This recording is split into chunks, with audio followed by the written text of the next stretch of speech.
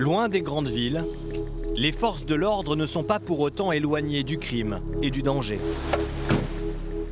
À Pacy-sur-Eure, une petite commune de 5000 habitants en Normandie, un gendarme tout juste sorti d'école va découvrir les risques du métier. C'est ici qu'ils avaient jeté des vélos? Alexandre, 22 ans, vient de finir sa formation à l'école de gendarmerie de Dijon. On passe par ici parce que c'est un chemin qui est à l'écart des caméras. Donc les fauteurs de troubles, je dirais, pourraient s'y rassembler encore une fois. Il vient d'intégrer la brigade de Pacy-sur-Eure et pendant les 4 prochains mois, le jeune homme devra faire ses preuves avant d'être titularisé. Ce soir, tout semble calme. Pourtant, la nuit ne va pas être de tout repos. Je laisse Oui, allô? Donc elle dit avoir reçu des coups? Ok, ça marche. Bon, bah écoute, on va aller voir ça. Donc tu peux mettre le bleu. S'il y a des coups avec des blessures, c'est garde à vue. Interpellation, garde à vue, on s'embête pas. Okay, d'accord? Alexandre est le moins expérimenté de l'équipage. Il est sous les ordres d'Anthony, 9 ans de métier. C'est un taser aussi, Alex? Taser, ok. Je sache qui a quoi. Les interventions pour violence conjugale peuvent déraper à tout moment.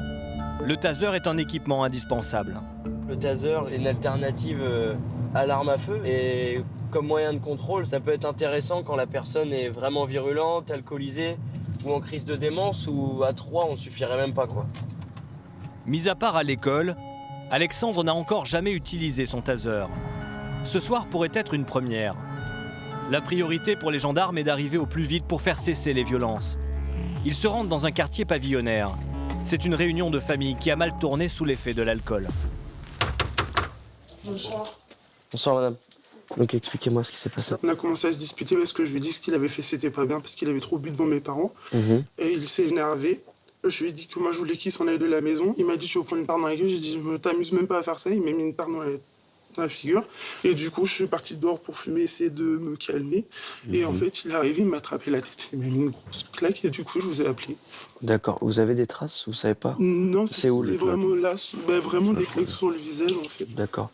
Je ne mets pas les lumière dans les yeux, ne vous inquiétez pas. Moi, je dois savoir aussi si vous souhaitez déposer plainte pour les violences ou pas. Parce que je vais vous dire ce qui va se passer exactement. Si vous déposez plainte, nous, on l'interpelle et il est placé en garde à vue. Après, il a un travail. J'ai pas envie non plus qu'il soit bousillé dans sa vie. Je veux juste qu'il comprenne que ce qu'il a fait, c'est pas bien du tout et je veux juste qu'il s'en aille. D'accord. Comme cette victime, près de 220 000 femmes subissent des violences physiques ou sexuelles de la part de leurs conjoints chaque année en France. Il a pris des claques. Non, il n'y a pas de marque. Elle a pris des claques dans le visage. Son compagnon est fortement alcoolisé. Il prend en grippe Alexandre, le plus jeune de l'équipage. Non, parce que là, je vais le tuer. Vous allez me tuer, moi? Pardon? Non, je vais vous dire, attention, parce que vous êtes quoi? Un gamin de Pacy? Qu'est-ce qui vous arrive? Non, mais attention, il faut pas dire de bêtises, parce que je connais votre tête. Te fous pas, moi, je te rentre dedans. Mais tu cherches quoi? Mais tu cherches quoi? L'homme menace de mort les 3 gendarmes. Laissez-moi prendre mon téléphone et j'appelle. Vous appelez qui, quoi? Je vais appeler une personne. Vous tuez les gars. Et vous êtes en train de partir en live pour rien, là. Vous voulez m'emmener pourquoi ce soir? Pourquoi? Parce que déjà, t'as dit à mon collègue que t'avais Mais ton collègue, je l'emmerde. L'homme continue à être menaçant. Vous voulez retourner comme des classes, espèce de bouffon, hein? Pas faire du kickboxing parce que moi, je suis pire que le sang. Calme-toi! Alexandre prépare son taser. Comme lui, en 2018, 20 000 jeunes ont postulé dans la gendarmerie, 4 000 ont été retenus. L'école de gendarmerie de Chaumont est la plus ancienne de France.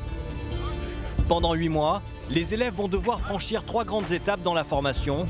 D'abord l'initiation militaire. Contact! Ils sont habillés en treillis. Puis s'ils réussissent une longue marche, ils auront le droit de revêtir la tenue bleue de gendarme et d'apprendre le métier d'enquêteur. À l'école, les recrues vont également porter pendant plusieurs jours la tenue bleue et noire, celle des gendarmes mobiles, les spécialistes du maintien de l'ordre. Une discipline dans laquelle ils devront faire leurs preuves. Allez monsieur, on recule. Édouard, le benjamin de la promotion, a 19 ans. il aimerait justement devenir gendarme mobile. Ça devient plus concret, oui. On apprend ici, en fait, vraiment. En plus, on a du terrain, on a de la place. Alison, 20 ans, a hâte de terminer la partie militaire de la formation. Attention, taser, taser! Si elle tient le coup, elle pourra ranger le treillis au placard, revêtir enfin la tenue bleue de gendarme et aborder les épreuves de police judiciaire. Son rêve, devenir enquêtrice. Charlotte, 20 ans également, veut intégrer la garde républicaine, une unité qui assure notamment des missions de représentation protocolaire lors de cérémonies officielles. Ça nous oblige à nous poser des questions sur nous, sur notre engagement, et on s'accroche parce qu'on sait ce qu'on veut. Loin de leur famille, ils vont tout réapprendre. Les gestes de la vie quotidienne. En tête de lit, les angles faits au carré. Allez, action! Mais aussi le combat rapproché. Le tir au fusil d'assaut. Et surtout, la discipline militaire. Ça me convient pas. Mettez-vous ça dans la tête. Une formation des plus exigeantes qui les obligera à repousser leurs limites physiques et mentales. Je suis mort. Seront-ils à la hauteur? Sur les 115 élèves de la nouvelle promotion au départ, combien jetteront l'éponge avant la fin de l'année?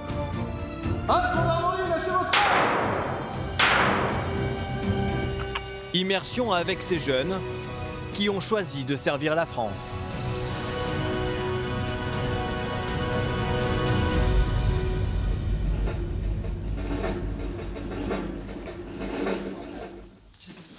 Retour à Passy-sur-Eure. Au sol. Allez, au sol. Tu restes au sol. Tu te mets au sol ou je te tase. Tu te mets au sol, tu t'allonges ou je te tase. C'est clair ou pas? Alexandre est sorti de l'école de gendarmerie il y a 3 mois. Il intervient pour la première fois dans une affaire de violence conjugale. Tu te mets au sol ou je te tase. Tu te laisses faire. Avant d'utiliser son arme, Choqueur ou pas choqueur? Alexandre demande l'avis de son collègue, plus expérimenté. Allez, taser. Pour sa première utilisation, Alexandre manie le taser avec une parfaite maîtrise. Calme-toi, calme-toi. Mais calme-toi, toi, espèce d'enculé! Les 50 000 volts de la décharge permettent d'immobiliser et de menotter le conjoint violent. Il est 1h10. À 1h10, t'es placé en garde à vue. Ça va, les gars? Bon, On me l'a pas appelé pour toi, les gars. T'as mordu? Pas à travers le vent aussi. Mais je l'ai pas mordu. C'est bon, t'inquiète. L'homme est placé en garde à vue. Même si sa femme ne souhaite pas porter plainte, il vient d'outrager et de menacer de mort les gendarmes. Allez, montez en véhicule, je vous lâche. Vas-y, moi je suis un grand, gros. Nique ta mère, fils de pute, toi. Putain, je suis l'enculé. C'est la première fois qu'Alexandre subit une telle violence lors d'une intervention. Faut s'attendre à tout. Mais bon, voilà, on parlait du taser juste avant. Il y a eu un coup de taser. Et encore, là, c'est en mode choqueur. C'est sans la cartouche. C'est pas paralysant. Ça fait comme une décharge dans la fesse. Mais il voulait pas donner sa main. Pourtant, il était droit dessus. Mais monsieur est alcoolisé, hyper virulent. Donc, le coup de choqueur sur les fesses, ça suffit. Il a lâché et il a donné sa main. Fils de pute. Donc là, on va y aller assez rapidement. Je porte plainte contre la police des polices. D'accord. Mais ce n'est pas encore fini. Sur le trajet, l'homme en profite pour jouer la comédie, lorsque les gendarmes lui proposent de voir un avocat et un médecin. Ouais, moi je veux un médecin, moi. Et là, je suis asthmatique et j'ai pas ma putain de ventoline. Donc vous allez me faire péter un câble. Là, je peux tomber asthmatique maintenant. Oh, ça commence là. Ça commence. Bon, on va aller voir un médecin. Plus tard dans la soirée, l'homme sera présenté à un médecin. Le professionnel de santé ne s'opposera pas à son placement en garde à vue. Je porte plainte. Je porterai plainte déjà pour la gendarmerie de Passy-sur-Eure. Donc, Passy-sur-Eure, je porte plainte. Mais avant de le placer en cellule, Alexandre et ses collègues doivent mesurer son taux d'alcool. Vas-y, ça me fait plaisir. 1,04. 1,04 pour 3 whisky et 3 verres. Ouais. Sous l'effet de l'alcool, l'homme peine à retrouver son calme. Attends. Hey. Arrête tes conneries. Arrête tes conneries. Je suis gentil. L'homme va dormir en cellule de dégrisement. Il risque 1 an de prison et 15 000 € d'amende pour outrage contre les gendarmes.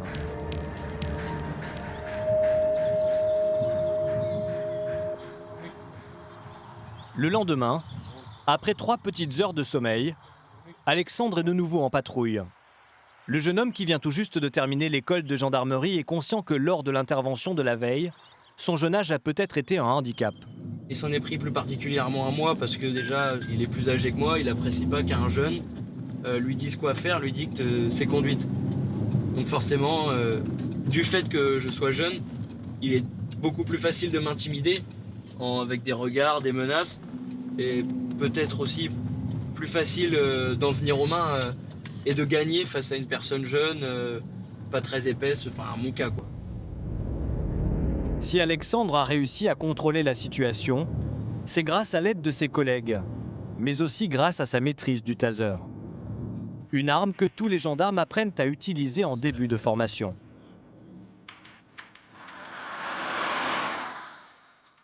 Justement, à l'école de gendarmerie de Chaumont, les élèves de la première compagnie découvrent le taser ce matin.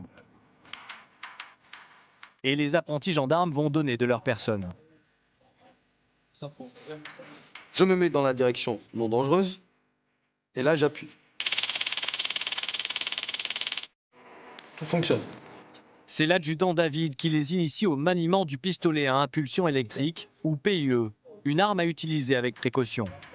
Oui, lorsque vous allez taser, ça va pas être létal, mais imaginez la chute. Vous êtes en milieu d'une cuisine, une console centrale, vous tasez la personne qui est à l'origine d'une violence sur son épouse par exemple. D'accord, la personne elle tombe, la tête en premier sur la console ou le lavabo. Ça fait mal. Okay. Sur le terrain, les élèves gendarmes seront tous équipés d'un taser. Aujourd'hui, la plupart le manipulent pour la première fois. Je regarde s'il n'est pas cassé ou s'il n'y a pas de fissure ou quoi que ce soit. Ok. Donc là, il est bien. Pour Alison, qui rêve d'intégrer une unité de recherche, c'est une découverte. J'ai jamais vu ça. C'est une nouveauté. Et je pense que c'est efficace. Mais ça, on verra après. À l'avant de l'arme, c'est cartouche noire. Charlotte, l'élève qui aimerait devenir cavalière dans la garde républicaine, les inspecte minutieusement. Elle propulse 2 aiguilles appelées ardillons, qui peuvent transpercer les vêtements et s'accrocher à la peau. Là, c'est une cartouche donc, usagée avec les fils et les ardillons. Donc les 2 ardillons qui se plantent et qui vont former l'arc sur la personne qui a été, sur laquelle ça a été tiré. La décharge électrique du taser est de 50 000 volts. De quoi bloquer le système nerveux central et paralyser tous les muscles du corps, provoquant une rupture électromusculaire. Ce matin, les élèves doivent tirer avec une cartouche. Ils doivent maîtriser cette arme pour obtenir leur diplôme.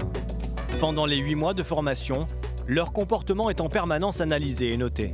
J'enlève ma sûreté, je prends ma cartouche, je l'introduis, je la confirme. Vis centre-masse, au-dessus, au niveau du col du pôle. Il faut viser le centre-masse, c'est-à-dire la zone du thorax. Attention, taser. Le tir touche sa cible, mais il y a un problème. Ok, ici premier ardillon, d'accord, l'ardillon principal. Donc point visé, point touché. Donc on est où là? Dans la carotide. La carotide. C'est pas bon. Pas bon là. D'accord. La difficulté, c'est que plus on est loin de sa cible, plus les ardillons se séparent. Si l'un d'eux rate son objectif, la décharge ne fonctionne pas, ou les ardillons peuvent blesser. 0,4 mètres, c'est la distance à laquelle on va utiliser le PIE. Et à 4 mètres déjà, regardez, il y a un bel écart. On a l'ardillon en bas planté ici, dans la zone pelvienne, et l'autre au niveau de la gorge. Donc attention. À la fin du cours, le premier, il se met en place au milieu du dojo. Tous les autres sur la gauche. Je suis chaud bouillant là. les élèves vont se livrer à une drôle d'expérience. J'annonce, je suis 2e. Je suis curieuse. Comme Alison, une quinzaine d'élèves volontaires vont tester une décharge de taser sur eux-mêmes. Vous êtes sûr? Il faut la tenir, hein. Les 2 ardillons sont placés au niveau de la cheville, en contact avec la peau. Prêt? Ouais, prête. Attention, taser.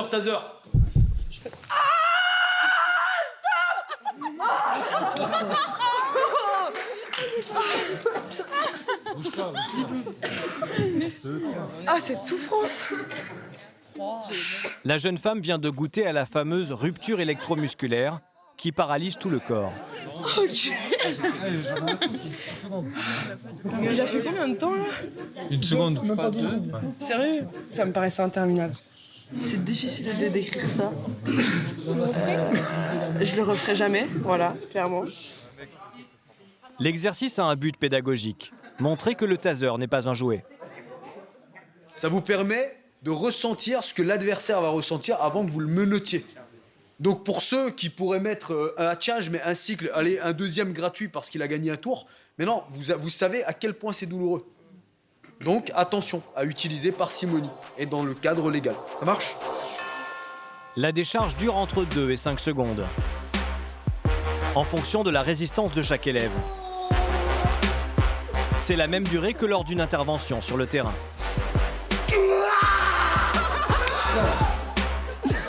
Attention, taser. La mort. Non, c'est hyper douloureux. Environ 5000 exemplaires de cette arme équipent les forces de l'ordre françaises, gendarmerie et police confondues.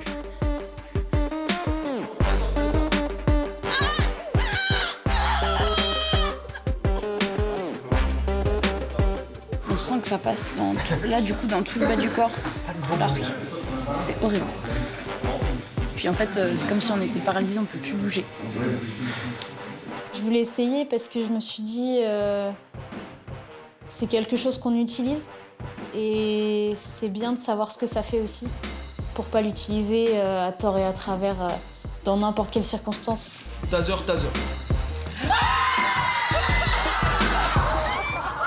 Pour se donner du courage, d'autres testent le taser en groupe. Oh, c'est trop marrant. Ah, ça fait bizarre, mais c'est une sensation mais super marrante. Les élèves qui se sont fait taser vont passer la journée sous la surveillance de leurs camarades, au cas où ils feraient un malaise.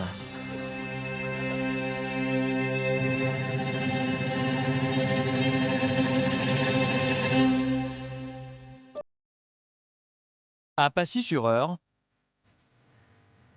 Alexandre, le jeune gendarme tout juste sorti d'école, originaire de Dieppe, a rejoint une équipe de 24 militaires. Il veille sur Pacy-sur-Eure et sur une trentaine de communes aux alentours.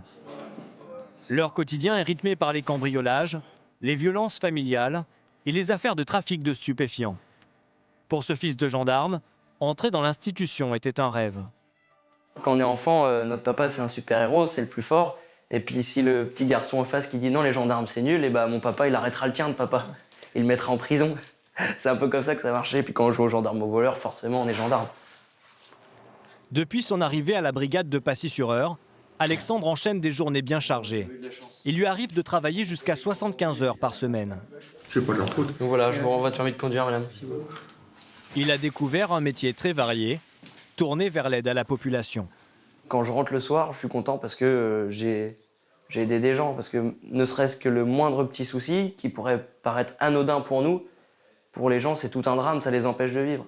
Donc des choses simples, qui sont simples pour nous à résoudre, etc. Ou ne serait-ce que prendre une plainte, discuter avec les gens, ils ressortent de là, ils sont soulagés. Et personnellement, j'ai la sensation d'avoir servi à quelque chose. Quand on est gendarme, on se sent utile en tout cas.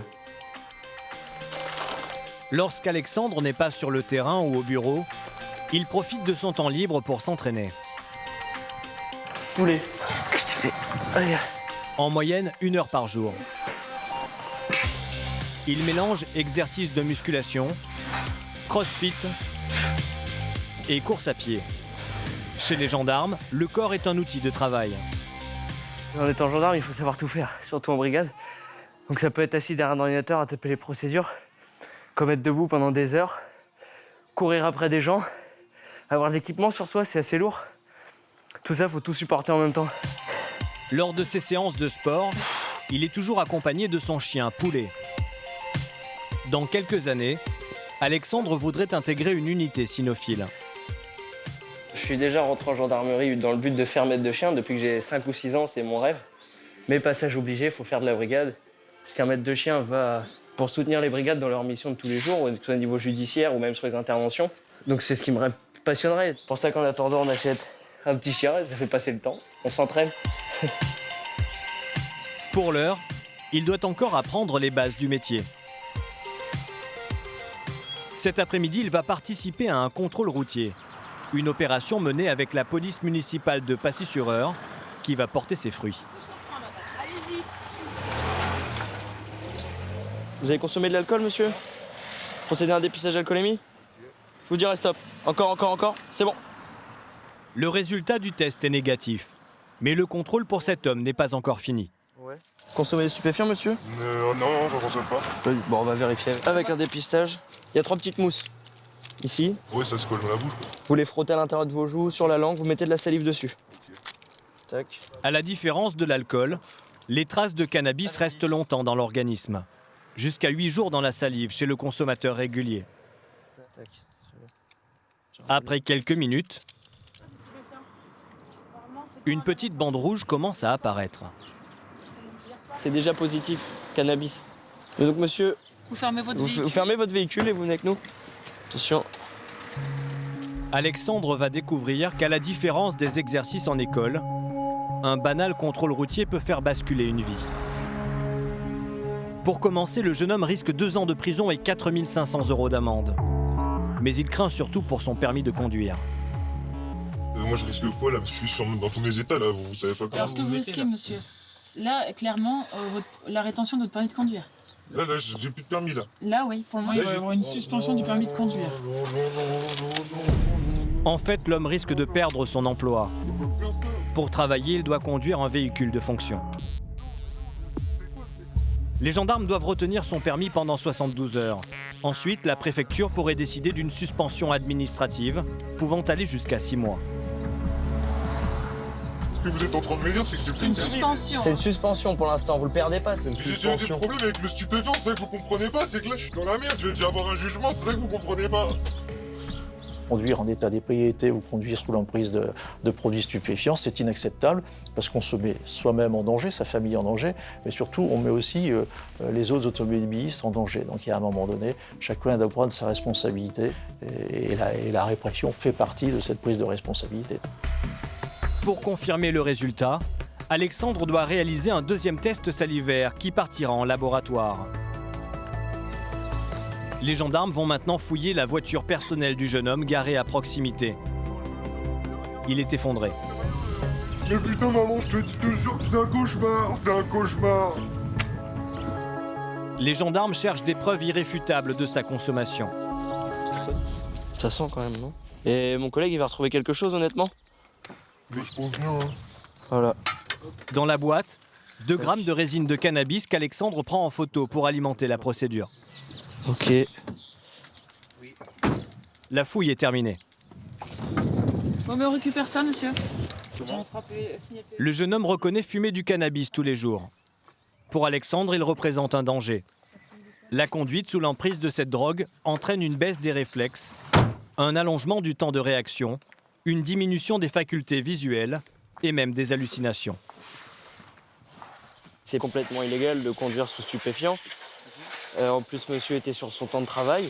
Donc, ce qui est encore plus incorrect, c'est au moins on peut se dire qu'avec sa suspension de permis, on peut éviter un accident où une famille arriverait en face et on évite le drame, quoi.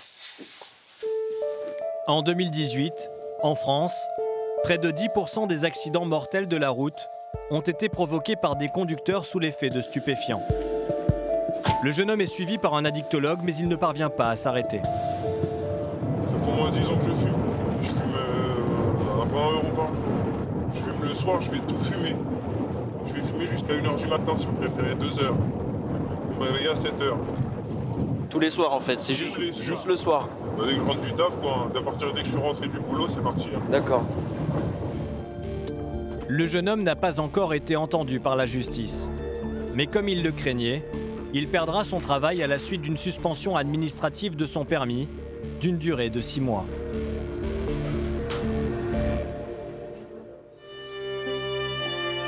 C'est une matinée glaciale à Chaumont. Depuis 3 jours, Les élèves gendarmes de la première compagnie campent dans le froid, sur ce terrain à quelques kilomètres de l'école de gendarmerie. Ils sont en pleine formation militaire. On fait une tranchée là, au milieu, derrière. Les élèves suivent un cursus similaire à celui des soldats de l'armée de terre, ce qui distingue les gendarmes des policiers.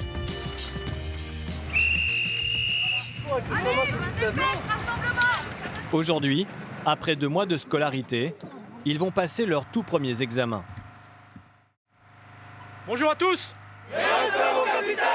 Aujourd'hui, il n'y aura pas de surprise, il n'y a pas de piège. Prenez le temps un petit peu d'analyser et de répondre au cadre. Pendant 2 jours, leurs connaissances dans plusieurs matières vont être évaluées. Topographie, montage et démontage d'une arme, instruction tactique. Parmi les élèves, Édouard, 19 ans. Ce jeune Calaisien marche dans les pas de son père. Mon père était ici il y a environ 30 ans dans le même bâtiment. J'ai toujours grandi en caserne, j'ai toujours vu des véhicules bleus, des gyrophares, des gens en uniforme, armés. En fait, j'ai toujours su que je voulais être gendarme, quoi.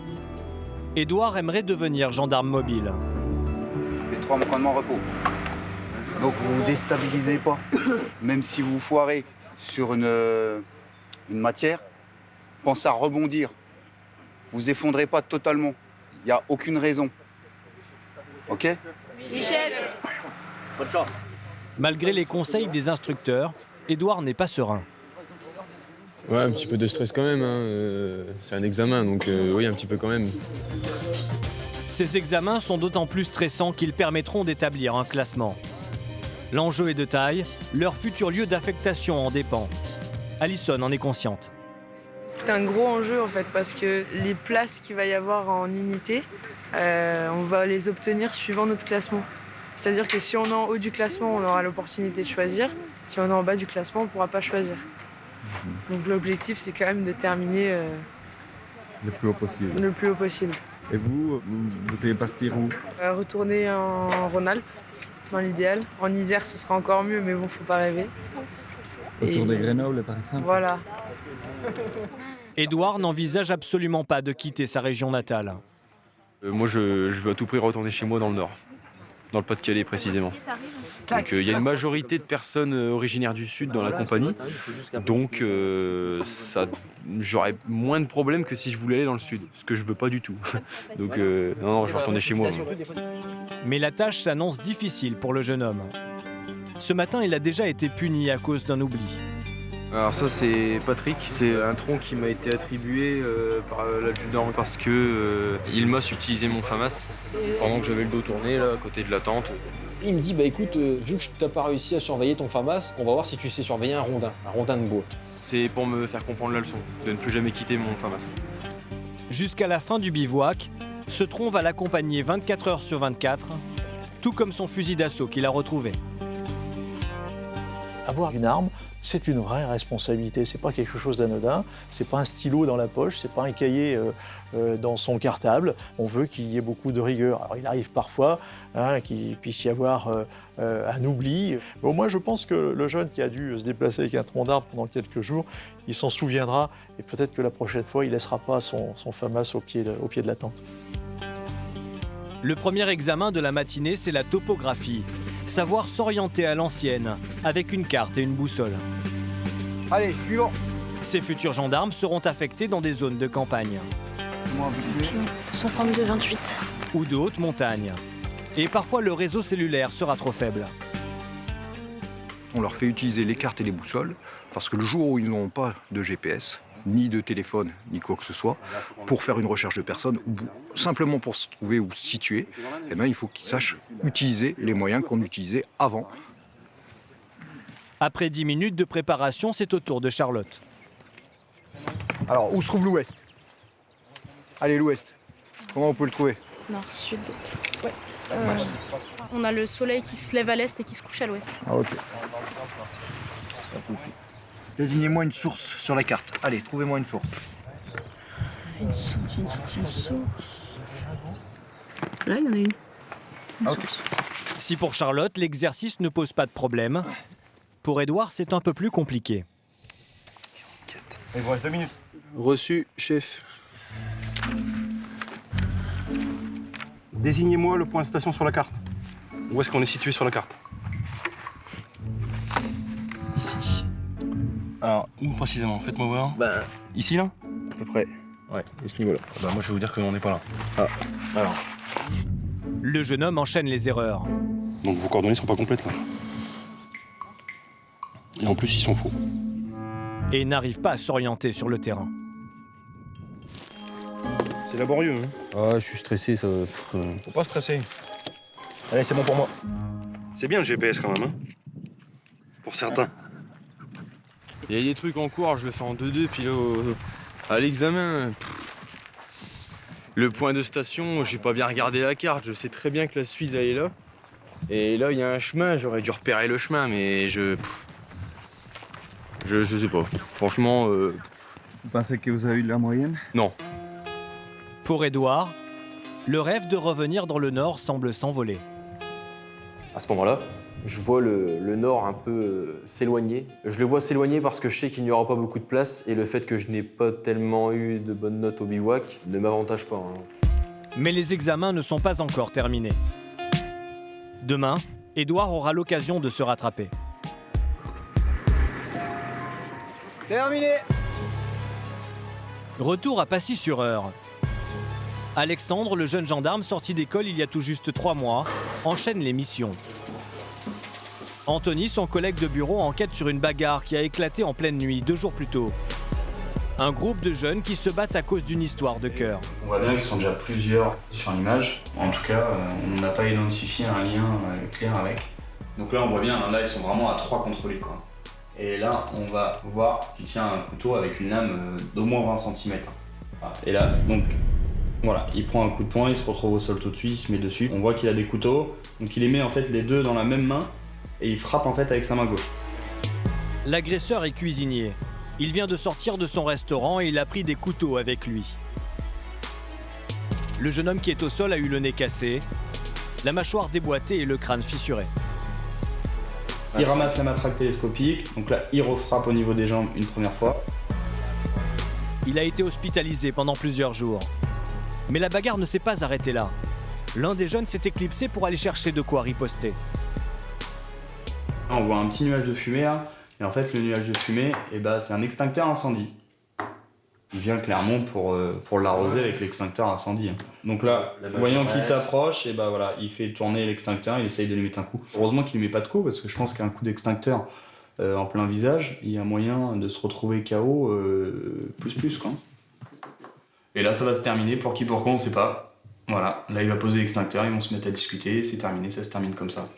Il n'y en a aucun qui dépose plainte là? Ah bah, de toute façon, on les a tous contactés, il n'y en a aucun qui souhaite déposer plainte, et pour eux, voilà, il s'est rien passé, c'est une bagarre comme ça, quoi. C'est la loi du silence, hein. Personne ne doit dire ce qui s'est passé, parce que sinon, tout de suite, on est fiché comme la balance, quoi. Personne n'a porté plainte. C'est grâce aux images de vidéosurveillance que les gendarmes se sont saisis de l'affaire pour trouble à l'ordre public. L'homme au couteau a déjà été entendu. Ses armes blanches ont été saisies. Maintenant, un autre protagoniste intéresse les gendarmes.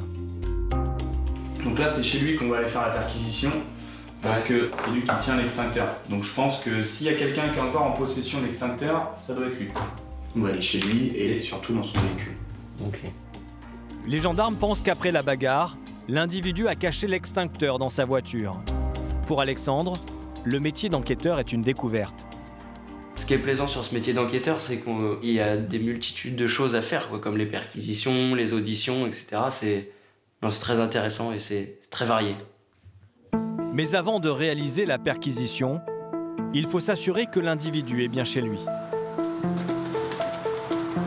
C'est la mission d'Alexandre et de sa collègue, Morgane, 4 ans de métier. Il tente de repérer son véhicule dans ce parking.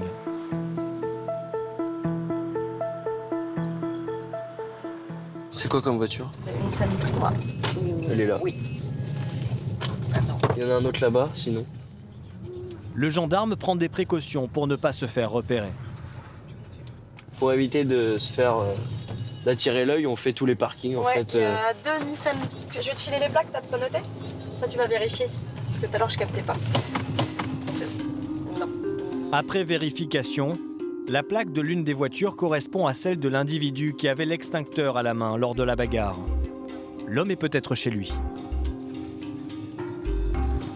C'est quelqu'un de dangereux que vous allez chercher? Faut se méfier. Faut toujours se méfier. Sachant qu'on recherche des armes, donc tout ce qui est matraque télescopique, batte de baseball, extincteur, etc. Un coup est vite venu en fait. Je vais me mettre moi face pour bloquer sa voiture à lui, comme ça il peut pas trop sortir. L'homme pourrait essayer de prendre la fuite. Hors de question d'intervenir à deux. Une autre patrouille vient en renfort. Anthony, l'officier de police judiciaire chargé de l'enquête, supervise la perquisition.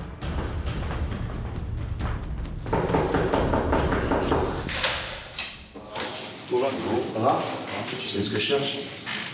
Moi, j'ai rien vraiment. Tu sais très bien que c'est pas l'histoire du siècle, ok? Mais moi, je veux juste retrouver ce qu'a servi à. Ah, mais si je te dis que c'est pas le siècle. Dis-moi aussi. Mais c'est pas compliqué quand même.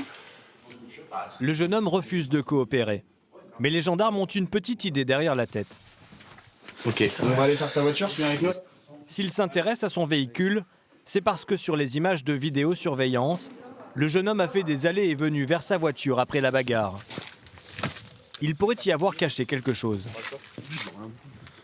Là, on cherche tous les objets qui étaient présents sur la vidéo en fait qu'on a, donc matraque télescopique, batte de baseball, un extincteur.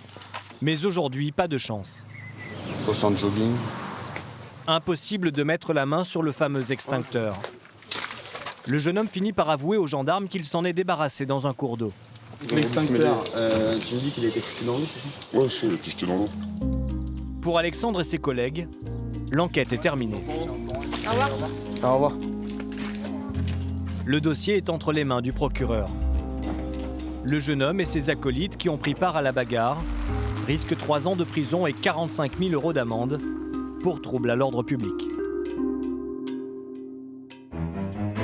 À côté des perquisitions, des trafics de stupéfiants et des violences conjugales, Alexandre est souvent confronté à des problèmes typiques des communes rurales.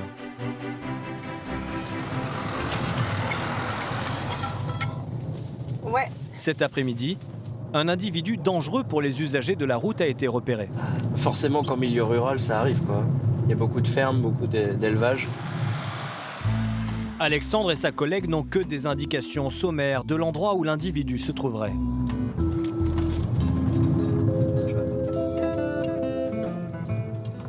Demande à la dame ou le monsieur. Bonjour madame. Est-ce que vous n'aurez pas vu par hasard un âne sur la route? Non. Pas du tout? Je l'aurais vu. Oui. Oui, oui. D'accord, ça marche. Bon bah je vous remercie. En fait, il s'agit d'un âne en divagation qui vient de s'échapper de son enclos. Oh, trop mignon. Oh. Bon, c'était pas un âne. Bon, ça c'est les petits plaisirs du milieu rural. On voit de belles choses. Et pour rendre la recherche encore plus compliquée, la pluie s'en mêle.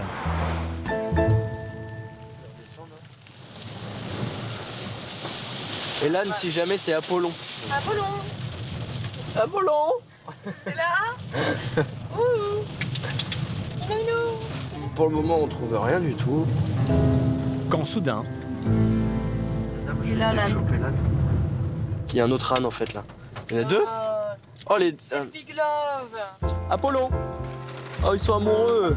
L'âne est venu chercher de la compagnie dans un enclos voisin. Ils sont amoureux? Ouais, mais c'est un mâle. Ah bah, puis le mâle, il est bien Ils sont amoureux, amoureux là. les deux. Il n'y a pas de... Ils sont amoureux, voilà. La gendarmerie à la campagne, c'est ça. Mais bon, c'est rigolo. Malgré le côté comique de l'intervention, Alexandre essaie de garder son sérieux. Il est conscient qu'un âne en divagation représente un risque pour les automobilistes. Pour nous, l'intérêt de venir le chercher plutôt que de les laisser divaguer, c'est que justement, des petites routes comme celle-ci, les gens arrivent vite. Et un accident en voiture contre âne, ça peut faire très mal, sachant que les conditions climatiques sont pas au top, donc la distance de freinage, c'est loin d'être la même. La propriétaire de l'âne est une agricultrice du coin. J'arrive. Ok, ça marche. Bah, de toute façon, on le tient. On lui a mis une laisse et puis on le tient. Quelques instants plus tard, la propriétaire de l'âne arrive. Son fils récupère l'animal. Plus tôt dans la journée, les gendarmes ont déjà retrouvé l'un de ses chevaux. Alors cette fois-ci, Morgane, la collègue d'Alexandre, la verbalise. Parfois, il vaut mieux verbaliser une bonne fois pour toutes, pour éviter que ça recommence, que ça fasse un électrochoc dans le cerveau des gens et qu'ils fassent ce qu'il faut pour éviter une autre verbalisation, une autre amende, quoi. La propriétaire de l'animal partira avec une amende de 31 € pour divagation. Depuis la fin de notre tournage, Alexandre a validé ses 4 mois de stage à la brigade de Passy-sur-Eure et il est devenu gendarme sous contrat. À Chaumont, les élèves gendarmes de la première compagnie sont en plein bivouac. Pour ces jeunes qui ont revêtu l'uniforme il y a 2 mois, c'est la découverte du terrain. Après une courte nuit de sommeil, ils s'apprêtent à passer un nouvel examen, le visage grimé, casque lourd sur la tête et armés de leur FAMAS. On a vraiment l'impression que vous allez à la guerre. Ah, c'est un peu le cas. C'est un peu le cas, ouais. Voilà, normalement on voit plus du tout de blanc. C'est l'épreuve d'instruction tactique. Aujourd'hui, ils vont devoir montrer comment ils réagissent face à un attentat. Allez, rassemblement! La pluie ne va pas faciliter l'exercice.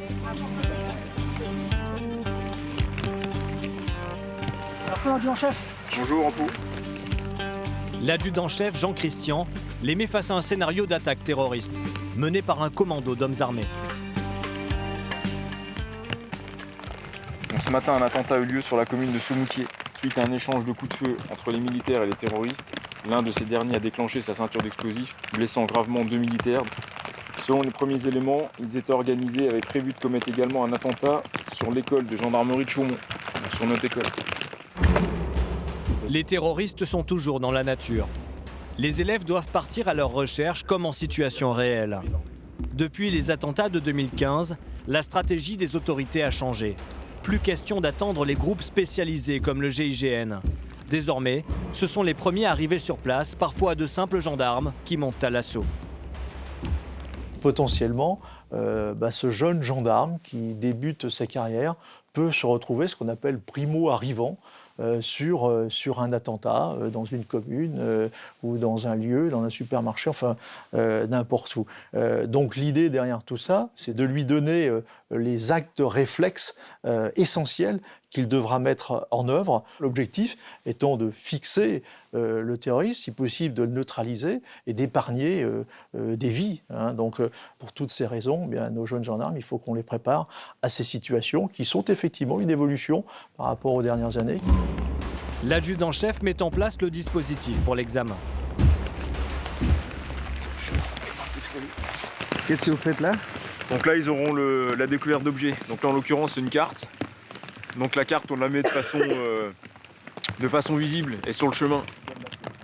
Il s'agit d'une carte de la ville de Chaumont, avec un cercle bleu entourant l'école de gendarmerie, la cible des terroristes.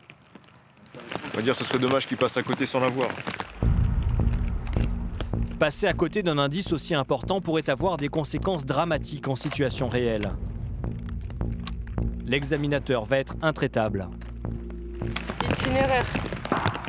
Sur la gauche du chemin, en formation colonne. C'est le groupe d'Allison qui commence. Première difficulté, distinguer civils et terroristes.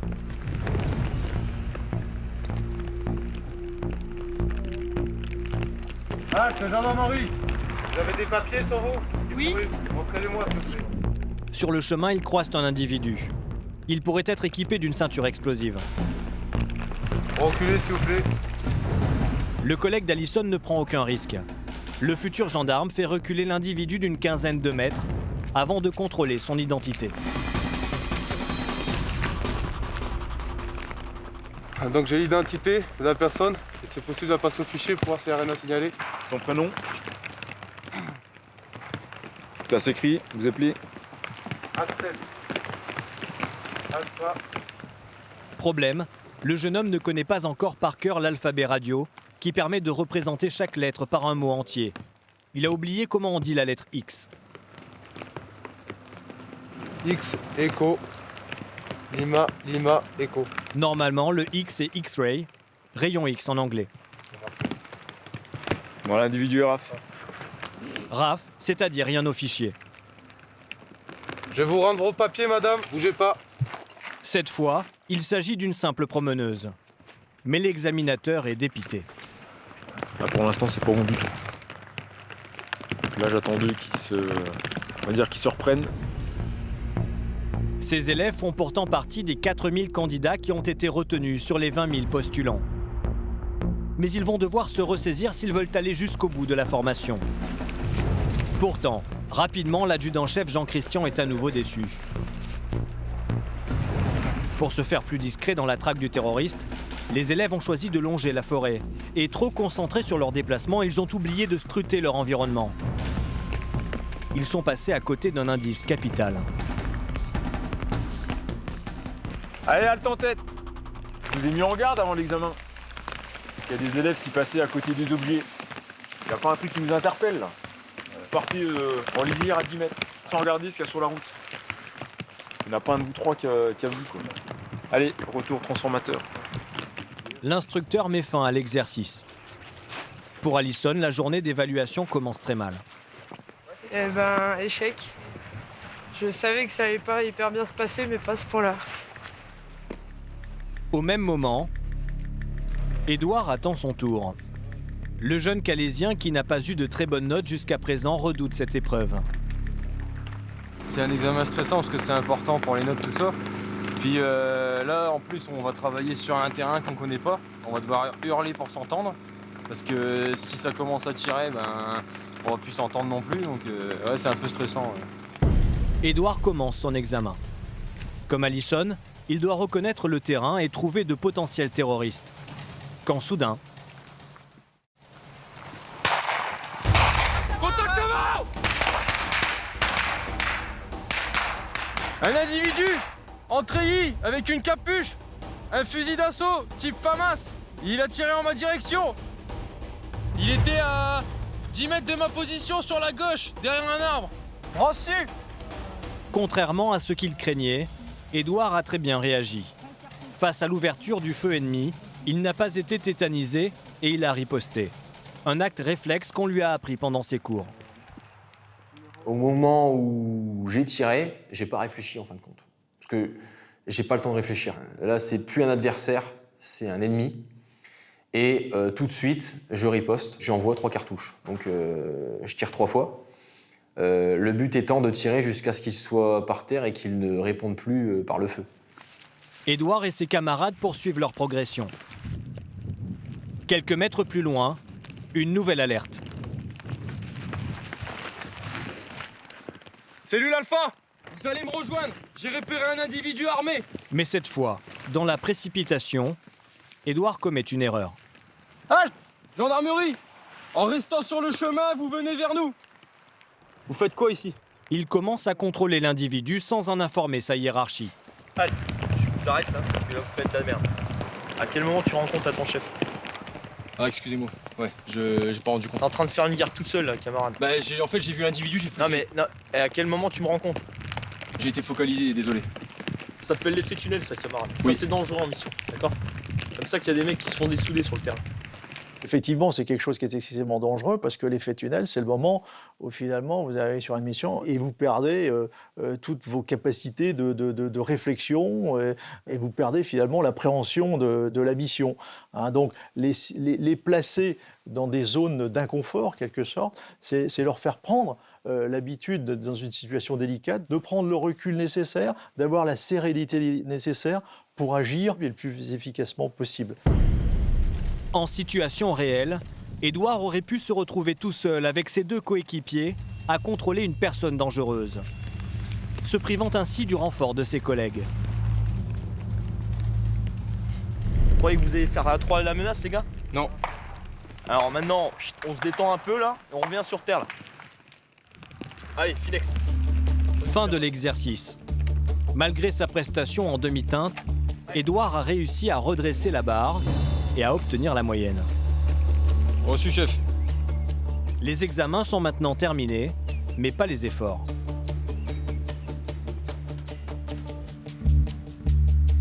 Il est 22h. Toute la compagnie dort depuis 1 heure. Les élèves profitent d'une bonne nuit de sommeil. Mais pas pour longtemps. L'adjudant Grégory et les autres instructeurs leur ont concocté une petite surprise. Oh, on va les motiver un petit peu, on va dire ça comme ça. Les motiver façon gendarmerie avec des grenades à plâtre. Allez, c'est parti. Des grenades d'entraînement qui contiennent une faible dose d'explosifs. 3, 2, 1, go! Les instructeurs vont mettre les élèves face à une situation de stress. Grenade! Il y a une attaque! Dépêchez-vous! Rassemblement dans 2 minutes! 59, 58, 57! Chaque seconde compte. La compagnie n'a que 2 minutes pour se rassembler. 26, 25, 24. Les instructeurs veulent tester la réactivité des élèves et leur donner un avant-goût de ce qui les attend bientôt sur le terrain. Quand ils seront en unité, ils seront en train de dormir dans leur appartement, etc. Et puis le réveil va sonner et on va les appeler pour intervenir sur un accident, sur des violences, sur une bagarre. Bref, peu importe le type d'intervention. Et dans ces cas-là, il faut se dépêcher, il faut s'équiper, il faut s'habiller, il faut aller à la brigade, il faut ouvrir, il faut prendre le véhicule et partir sur l'intervention. Voilà. Mais de toute évidence, il vous reste 1 minute pour être rassemblés. Les élèves ne sont pas encore prêts pour intervenir rapidement face à une urgence. 3, 2, 1, échec. On est déjà à plus de 3 minutes. Donc les retardataires, dépêchez-vous. 6 minutes plus tard, la compagnie n'est toujours pas rassemblée. Dans le peloton d'Édouard, il y en a qui manquent encore à l'appel. Comblez, allez, on s'en fout de votre place, les gars. Certains peinent à émerger de leur sommeil et à réaliser ce qu'il se passe. C'est un réveil rapide, on s'y attendait pas. On s'y attendait pas et là on essaie de comprendre. On pensait pas qu'on allait être réveillé dans ce fracas. C'était un peu brut comme réveil. Je mettrais pas des grenades à plâtre comme réveil tous les jours pour me réveiller. Je pense que le but de cette manipulation, ça a été de voir en situation de stress comment on allait réagir. Donc commencer par ne pas oublier les FAMAS. Parce qu'une arme, on la laisse pas comme ça dans son coin. Pourtant, dans la précipitation, certains élèves ont oublié de prendre leur précieux FAMAS que l'un des instructeurs a retrouvé par terre. C'est à qui? Venez là au milieu, là. Alors que 4 FAMAS ont été oubliés, seulement 2 élèves se manifestent. Faut que je donne les numéros. 24, 56, Chaque FAMAS porte un numéro, 28, qui correspond à un élève. 91. Vous êtes sur les rangs, vous êtes même pas honnêtes, les gars. Je vous demande qui n'a pas son FAMAS. C'est une arme, ce n'est pas un paintball. Un 3e élève finit par se présenter, mais il a l'air mal en point. Oh, camarade. C'est une arme. Allez, hop. Sous le coup de la pression, le jeune homme vient de faire un malaise. Ses collègues l'amènent à côté du feu pour qu'il reprenne ses esprits. Je sais pas, il m'a fait une crise de tétanie. Là. Ok, on va l'amener sous la tente, là, on sera mieux que... Une crise de tétanie provoquée par la panique d'avoir égaré son FAMAS. Tu peux tes jambes te tiennent ou pas? Ok, allez, vous allez là-bas. Il y en a un qui s'occupe de son matériel. L'exercice de ce soir permet aussi de tester le mental des élèves et de détecter ceux qui ont des fragilités face au stress. Il avait les poings fermés, le regard un peu fixe, etc. Donc il a recouvert ses esprits parce qu'il m'a reconnu. Mais voilà. Bon, on va essayer de voir. On va essayer de voir, sinon s'il faut, on va l'amener à l'hôpital ou je sais pas. On va voir. Finalement, l'élève sera évacué par les pompiers. Pour lui, la formation s'arrête là. Il est sujet aux crises de panique. Le médecin de l'école le déclarera inapte. Un gendarme incapable de résister au stress pourra difficilement remplir ses missions. Quand on apprend qu'il est déclaré quelques jours plus tard inapte, on se rend compte que tout peut s'arrêter brutalement. Rien n'est fait, on n'est pas encore sorti du stage. À tout moment, on peut se blesser ou avoir une crise, on ne sait pas comment on peut réagir.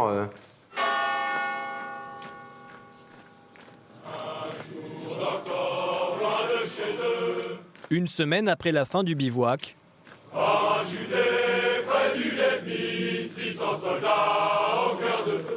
la phase militaire de la formation est terminée. 3 mois après leur incorporation, les élèves s'apprêtent à découvrir le classement de mi-parcours. Du meilleur au moins bon, ils ont été classés en fonction de leurs notes. Mais il y en a une qu'ils redoutent tous. C'est la note d'aptitude, basée sur le comportement général de l'élève. Elle a un gros coefficient et pèse lourd dans la moyenne. La note d'aptitude, c'est finalement se poser la question, à un moment donné, est-ce que ce jeune gendarme, quelle que soit sa moyenne, est-ce qu'il est bien dans l'état d'esprit que l'on attend? On a des jeunes qui vont travailler, qui vont obtenir finalement de bons résultats, mais dont l'état d'esprit n'est peut-être pas toujours tourné vers la camaraderie, vers le sens de la cohésion et vers l'esprit du service public que l'on va attendre. Une mauvaise note d'aptitude peut envoyer un élève à la fin du classement, voire le faire redoubler si sa moyenne tombe en dessous de 10. C'est la crainte d'Edouard. Je suis pas serein parce que j'ai fait pas mal de bêtises qui, une fois accumulées, font un bon paquet de points de partie, quoi. Au bivouac, j'ai eu Patrick. Je pense que ça fait un petit 0,50 en moins sur la note d'aptitude déjà, on va pas se mentir. Donc c'est possible que je descende en dessous de 10 en fait. C'est possible. S'ils m'ont mis 2 en note d'aptitude, bah là c'est la chute. Hein. D'autres abordent ce classement de mi-parcours l'esprit plus serein, comme Alison, l'élève qui voudrait intégrer une unité de recherche. Franchement, normal. Zéro pression. Pourquoi ? Parce que je sais que je passe et que le classement pour l'instant, honnêtement, c'est pas ma priorité. Je passe et j'ai une moyenne satisfaisante à mon niveau. Donc c'est le principal. Au total, pendant ces 3 premiers mois de formation, les élèves ont été notés à une vingtaine de reprises. On sent qu'on est en repos. Bonjour, asseyez-vous. Ils découvrent le classement devant le directeur de la formation, le commandant David. J'ai pris connaissance de vos notes. Pour ceux qui sont bien devant, qui ont bien bossé, je vous encourage à continuer. Hein, vous êtes dans l'esprit de ce qu'on attend d'un élève gendarme. En revanche, pour ceux qui sont entre 10 et 11, faites attention, parce que je vous rappelle qu'une note inférieure à 10 au bilan final est synonyme de redoublement. Hein, il y en a quelques-uns parmi vous, vous êtes limite. Alors ne relâchez pas vos efforts. Allez mon capitaine. Très bien. Donc vous allez partir sur le fond de l'amphi. Action. Suivant la tradition de l'école, les élèves vont être appelés du dernier au premier. Quand je suis à l'amphithéâtre, j'ai l'impression d'avoir les fesses sur un siège éjectable. Je me dis en fin de compte, là, dans 5 minutes, ça se trouve, je suis parti. Voilà, je suis plus là. Et on est plusieurs à ce moment-là à se dire ça. Hein. Mes voisins, on se dit tous, tu fais quoi s'ils te virent? Globalement, c'est ça. On est très stressé parce que on ne sait pas où on se situe par rapport aux autres. On se pose beaucoup de questions, on se demande comment on est, si on est dans les premiers, dans les derniers. On va commencer la lecture du classement. Donc j'appelle pour la 102e place l'élève gendarme Edouard. Edouard est à la fin du classement, mais il reste positif. Je suis content. Parce que ça veut dire que j'appelle pour la 98e place. À ce moment-là, je me dis, ok, là je suis en train de gagner ma place, faut pas que je la perde, quoi. Faut pas que je me laisse surprendre au classement final et que voilà. Quant à Alison et Charlotte, elles finissent mieux classées, vers le milieu. Ça aurait pu être mieux, mais ça aurait pu être pire aussi. Ce que j'ai donné, ce que je pouvais donner. Pour la 50e place. Je suis contente d'être arrivée jusque-là. Après, je sais qu'il ne faut pas relâcher les efforts, qu'il faut continuer à avancer et donner le meilleur de soi-même. C'est la meilleure façon pour que ça passe. Je suis satisfaite de ce que j'ai fait. Je ne suis pas première ni dernière, mais je suis dans le ventre mou. Et ça me convient largement pour l'instant. En fin de cérémonie, les élèves découvrent les résultats de leurs examens dans le détail et la tant redoutée note d'aptitude. Pour Edouard, ce sera un 7 sur 20. Je me dis que j'arrive à avoir 10,74 en ayant eu la note d'aptitude la plus basse. Donc Je pense que dans 6 mois, je serai plus là-bas en fait, plus dans le devant. Je suis pas bête, j'ai juste eu des écarts de comportement. C'est ma jeunesse qui fait ça, sinon j'ai juste à tracer puis ça ira. Il faut savoir que rien n'est perdu. Il reste encore 5 mois devant vous pour gravir les échelons, pour gravir des places. Certes, il y aura des derniers, mais en revanche, il faut que tout le monde termine ce stage. Dans quelques jours, toute la promotion devra réaliser une longue marche avec 10 kilos sur le dos pour gagner le droit de porter le calot, symbole du gendarme. C'est quoi ce bordel là? On est même pas fait à l'heure. Et la cohésion! Ceux qui l'obtiendront entameront une nouvelle étape de leur formation. Ça doit ressembler un petit peu à quelque chose. Place à la tenue bleue de gendarme départemental. Je suis contente d'être en bleu. Parce que là, je me dis que je suis gendarme. Ils vont apprendre les bases de la police judiciaire et mener leurs premières auditions, non sans difficulté. Il était pas gros, mais Leur rêve de devenir gendarme se rapprochera peu à peu. Oh putain! Mais il leur faudra encore affronter la dure formation au maintien de l'ordre. Et certains pourraient bien ne pas aller au bout. On a blessé. Allez, c'est bon pour moi.